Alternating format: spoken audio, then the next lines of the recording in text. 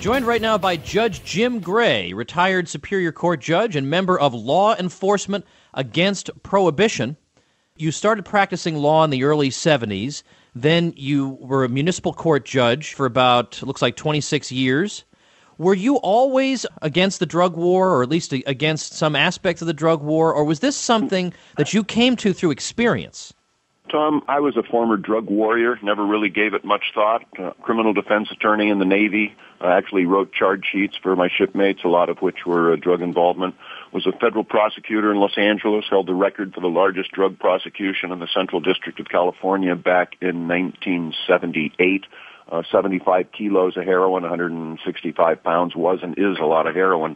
Then you start looking around yourself, particularly when you're on the bench in your own courtroom. And now the record prosecution is 18 tons of cocaine in one place. And you're churning low-level drug offenders through the system. You're arresting, convicting, and incarcerating even big-time drug dealers. Does that mean that heroin or cocaine is no longer available in whatever city? No, it's just an employment opportunity for someone else. And you see that probably, as Governor Gary Johnson says, 90% of the problems in this area are drug prohibition-related problems. About 10% are with the drugs, and I'm not minimizing those, but most of them are about drug money. So you finally conclude that we couldn't do it worse if we tried.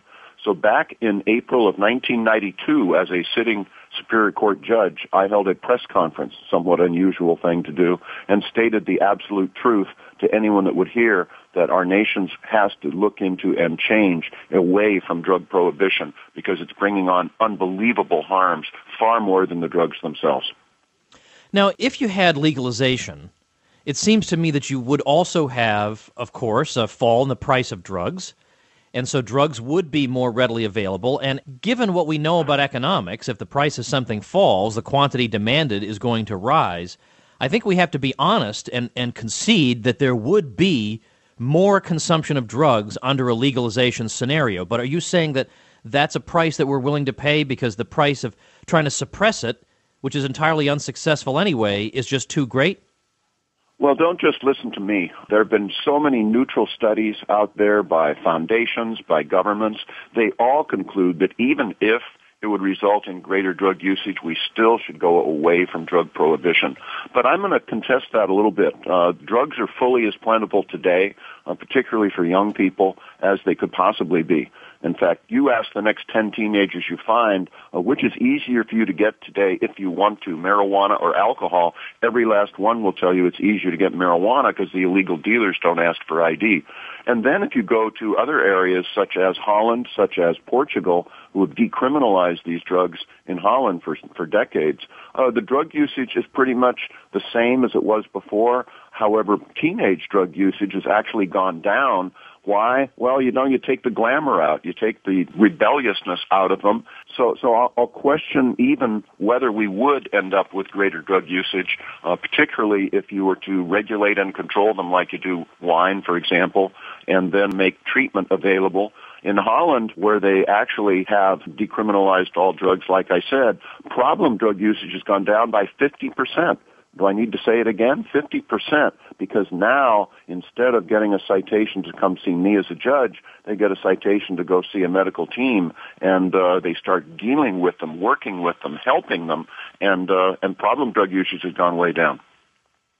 You know, Judge Gray, I wasn't involved in the drug war, but just sort of reflexively supported it because I had gone through all the elementary and high school propaganda about drug usage and all that. And again, I'm not minimizing that people can abuse drugs in very damaging ways, but the item that really got my attention and that emphasized to me the utter futility of it was basically back about, I guess, in the early 70s, the law enforcement officials in San Diego had all decided that they were going to take down all the heroin dealers on the same day, and they somehow did it.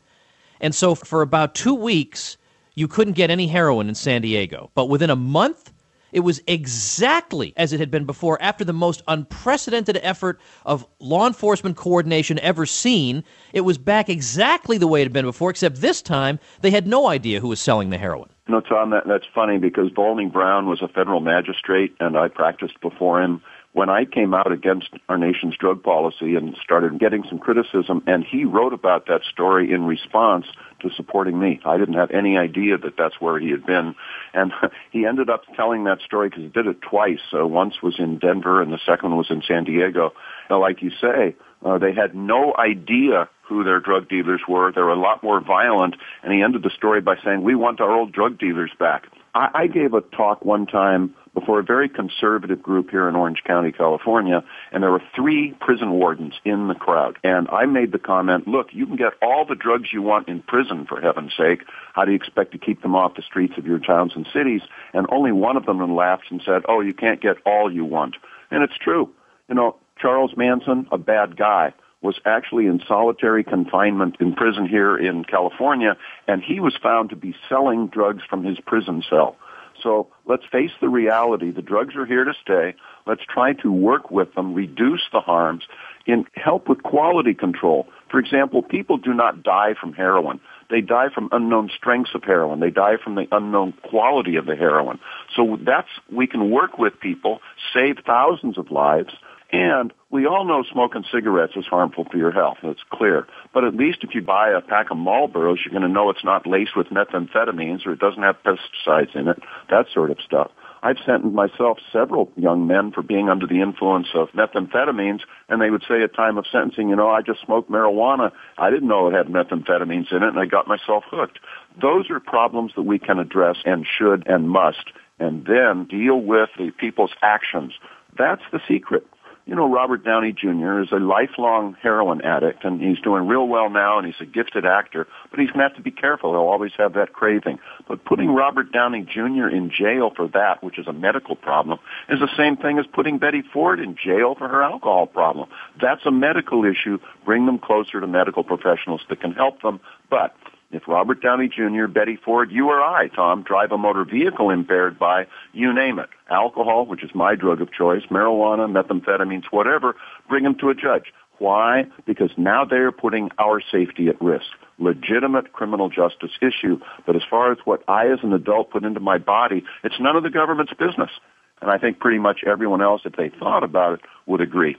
I want to note that, of course, as a judge, sitting there in a courtroom, you would be able to see the misallocation of resources going on here, because there are violent crimes that go on out there and that law enforcement has a difficult time keeping up with them all. And then you have some poor, misguided soul who has a drug problem, who's dragged before you, and it takes up the resources of 6 people in a courtroom and half a day. For what? It accomplishes nothing. Did you ever just shake your head that I can't believe I'm using my time for this? Yes, very, very much so. And there's so much to talk about there. But the bottom line is that the tougher you get with regard to nonviolent drug offenses, literally the softer you get with regard to the prosecution of everything else. In fact, I wrote a book called Why Our Drug Laws Have Failed and devoted a chapter to these sorts of things, quoting statistics that in 1980 we were twice as successful in prosecuting homicides as we were nationwide in 1990. Why? Because the Reagan administration, again, ramped up the war on drugs and used all of these resources to prosecute the drug issues. Homicide prosecution was only half as successful 10 years later. It just goes on and on. I went on vacation one time for a week, talked to my court reporter when I got back, and she was with other people and said, well, what did you do? Well, I worked on felony preliminary hearings. I said, okay, how many did you work on? She said, 10. Okay, of those, how many were drug offenses? And she thought for a moment and said, there were 6. And the last one was the stupidest because there was this homeless guy, pushing a cart, begging, panhandling, and the rest, until one fine day he sold a bindle of cocaine, which is $10 worth, to an undercover officer.